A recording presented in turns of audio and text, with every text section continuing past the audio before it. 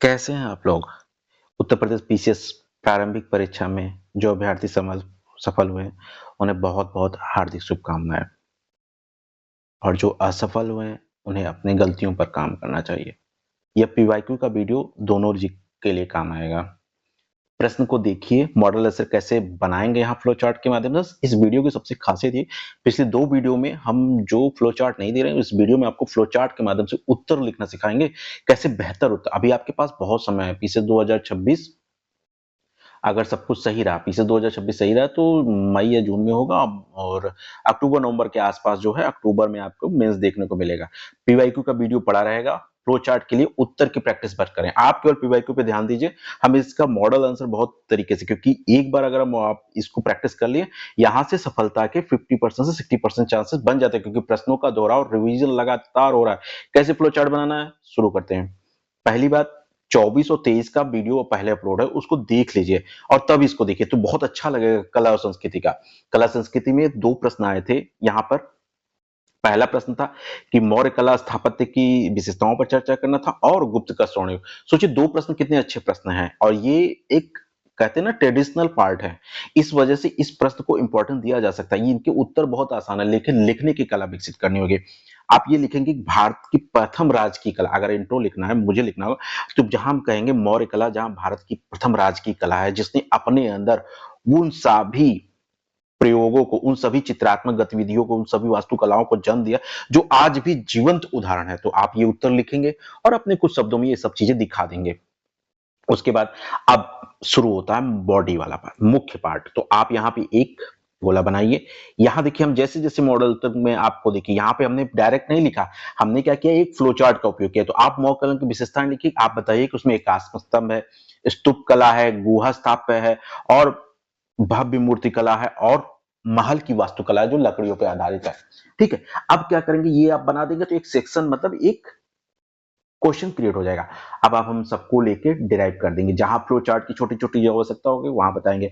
एकाश आत्म स्तंभ क्या है, ये सब हम उनको दिखाएंगे। अब हम ये एकाश स्तंभ को उदाहरण दे देते हैं। जैसे आप ये यहाँ पे क्या है, थोड़ा सा एक छोटा सा गुफा नाम का जो मैंने चित्र बनाया, आप ये बना दीजिए।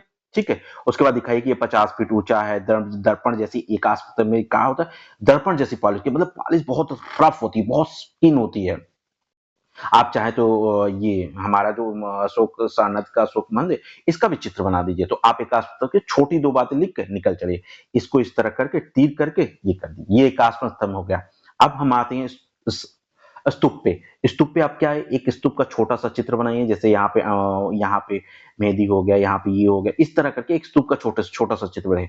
जहां पर आप दिखाए प्रदक्षिणा पत्र है, छत्र है, हरमाइका है, मेढ़ी है, अंडकार है। और इसके लिए भी आप यहाँ पे फ्लो चार्ट का, आप चाहे तो इसके लिए फ्लो चार्ट ऐसे ऐसे ऐसे, एक फ्लो चार्ट ऐसे बनता है, एक सीढ़ी इधर इधर इधर इधर। ये अपने बातों को, कम शब्दों को अच्छे तरीके से कहने का एक तरीका है।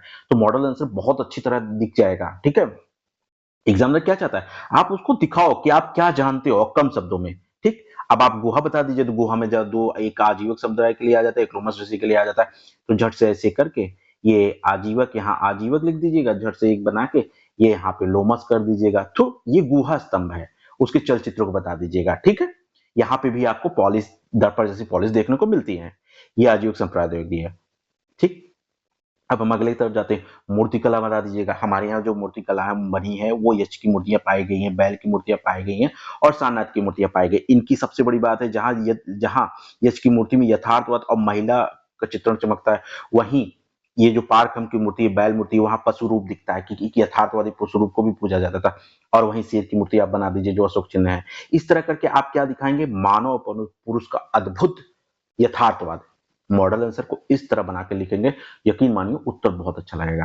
प्रश्न यहां तक देख रहे हैं, उत्तर यहां तक देख रहे हैं, तो समझ लीजिए आप अच्छा कर रहे हैं। अपनी कमियों को छुपाइए मत, निकालिए। जितनी कमियां हैं मुझसे बताने का प्रयास करिए।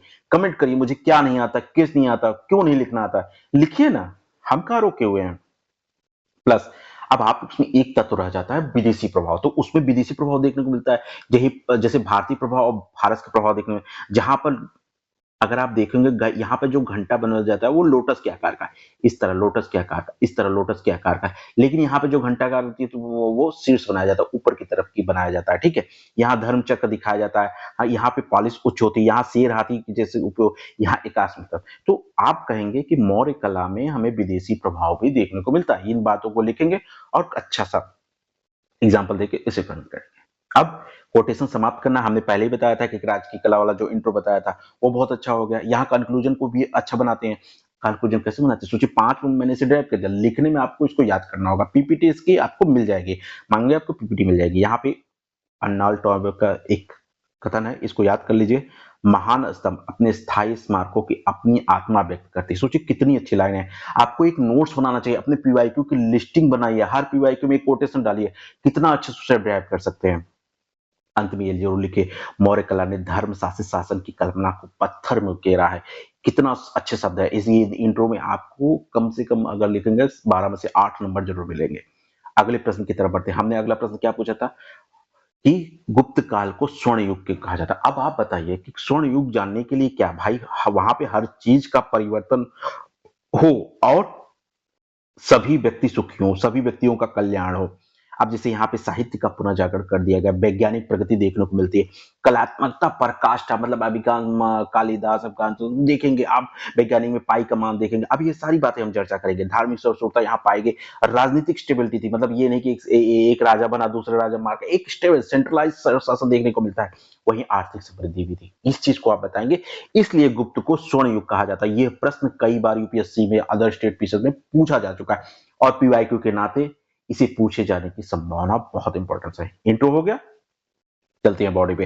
बॉडी में वही सबसे पहला फ्लो चार्ट बना दीजिए। आप फ्लो चार्ट बनाइए, उसमें दिखा दीजिए जैसे हमने बताया, इस बार इस तरह का हमने फ्लो चार्ट यूज किया।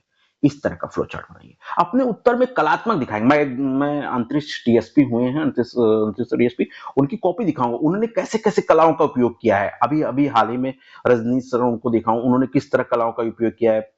और स्वीटी मैम का है, उन्होंने किस तरह कंसिस्टेंसी किस प्रकार उत्तर में दिखाई है। उन्हें देखकर आप लिखने की कला व्यक्त कर सकते हैं। ठीक है, आप ये बनाइए फ्लो चार्ट इस तरीके से, और सब में ये दिखा दीजिए राजनीतिक इतिहास, साहित्य पुनर्जागरण, वैज्ञानिक प्रगति, कलात्मक, इस तरह लिख के आप उत्तर को चार चार, अब इनके एक एक डिवाइड कर दीजिए। भाई स्वर्णिम उपलब्धियां, बात तो क्या, लेकिन कैसे आप बताएंगे। कालिदास की मेघदूत, अभिज्ञान मतलब कितने स्वर्ण थे। मुद्रा राक्षस की इतना, अमर कोश की, जो अमर सिंह की अमर कोश रचना, विष्णु शर्मा की पंचतत्व, ये आज भी विद्यमान है और आज ये साहित्य के मतलब वो तत्व माने जाते हैं जिन्हें कोई नकार नहीं सकता, सभी लोग इसको स्वीकार। तो पराकाष्ठा देखिए। दूसरा, कैसे वैज्ञानिक प्रगति, आर्यभट्ट, वाहिद मिहिर और सुश्रुत का नाम लिखिए। जहां पाई का मान हम पहले ही ज्ञान कर चुके, पृथ्वी गोल हमने बता दिया, सूर्य केंद्र से सोचिए, ये वैज्ञानिक प्रगति। आज अब हमारा साइंस नासा इसमें लगा हुआ, लेकिन हम एक कटाक्ष करके ये बता सकते कि हमारे पास पहले से ही था। जहां पंच सिद्धि का सिद्धांत हमें मिला, ज्योतिष शास्त्र के बारे में हम बहुत अच्छा जाने, बृहद संहिता एक रचना के द्वारा। वही सुश्रुत द्वारा प्लास्टिक सर्जरी, जो प्लास्टिक सर्जरी आज हम करा रहे हैं वो हमारे पूर्वज पहले ही करा चुके हैं। तो ये सारी चीजें आप बताइए कि किस प्रकार प्रगति, जब इतनी प्रगति होगी तो हम इसे स्वर्ण युग के दर्जा क्यों ना दें। अगला कारण जो हमने वहां पे बनाया था, अब देखिए सबसे बड़ी बात, आपने यह जो फ्लो चार्ट बनाया है ना, उसी को हम लोग वर्णन कर रहे हैं, उसी को वर्णन कर रहे हैं, छोटे छोटे तत्व बस आपको दिखाना है। अब आप बताइए कला और स्थापत्य, आप अजंता की गुफा दिखा दीजिए, आप सारनाथ में बैठे हुए मूर्ति कला दिखा दीजिए, आप दशावतार के मंदिर की यहीं से नागर मंदिर की शैली की क्या हुई है, नींव रखी गई है। तो सोचिए, हमने कला स्थापत्य का भी नींव दिखा दिया, कला स्थापत्य के बारे में भी बता दिया। ये एक दिखाता है कि आप कंसिस्टेंसी के साथ उत्तर लिख रहे हैं। असफल होना दुखद बात नहीं है, असफल के बाद अपने उसी गलती को ना मानना सबसे बड़ी बात है। याद रखिएगा, मोटिवेशन कुछ भी कर लीजिए, कुछ भी कर लीजिए, आपको असफलता तब तक लगी रहेगी जब तक आप अपनी गलती को स्वीकारेंगे नहीं। नहीं होता तो नकल लिखिए, क्यों गलती होगी उसकी एक लिस्ट बनाइए, अगले दिन उस गलती को ना करिएगा। आज 3 गलती बनाइए, अगले दिन एक गलती भी अगर आप रोक लिए तो विश्वास मानिए आप चीजों को रोक सकते हैं। ठीक। अगला, धार्मिक सहिष्णुता, मतलब हिंदू मुस्लिम की कोई बात नहीं थी, हर धर्म का सम्मान किया गया, हर धर्म को, सभी धर्म को राज की संरक्षण दिया। तो ये धार्मिक सहिष्णुता, इस प्रकार इसको स्वर्ण युग कहा जा सकता है। हर क्षेत्र में मतलब समृद्धि है, हर क्षेत्र में चीजें हैं। वहीं रोम के साथ हमारे स्वर्ण मुद्राओं का व्यापार की समृद्धि मिलती है, दक्षिण पूर्व एशिया में सांस्कृतिक निर्यात मिलता है, और चीन के साथ हमें रेशम मार्ग। सोचिए, हमने आर्थिक समृद्धि को भी दिखा दी। जब हमने हर चीज की समृद्धि दिखा रहे तो उसे स्वर्ण युग कहना एक अच्छी बात होगी। विल ब्रुएट का एक कथन है, इसी कोटेशन को अपनी लाइन में जरूर लिख लीजिएगा, प्रश्न लिखने के बाद इसी कोटेशन में नीचे लिखिए, मॉडल आंसर तो मिल ही जाएगा, लेकिन अगर कोट करते चलेंगे, आज इस यात्रा शुरू करेंगे तो आप समझ लीजिए बहुत तेजी के साथ आपका विकास होगा। जो गया उसे छोड़ दीजिए, अपनी गलती स्वीकारिए, लिखिए मेरी ये गलती थी, अपने अंदर की जो भावनाएं छुपी उसे बताइए, तब जाके आप, और एक बार बताएं, अगर आप मुख्य परीक्षा की तैयारी कर लेते तो प्राइमरी परीक्षा, पीटी परीक्षा और आसान हो जाती है। करके तो देखिए, दिमाग खुल जाता है।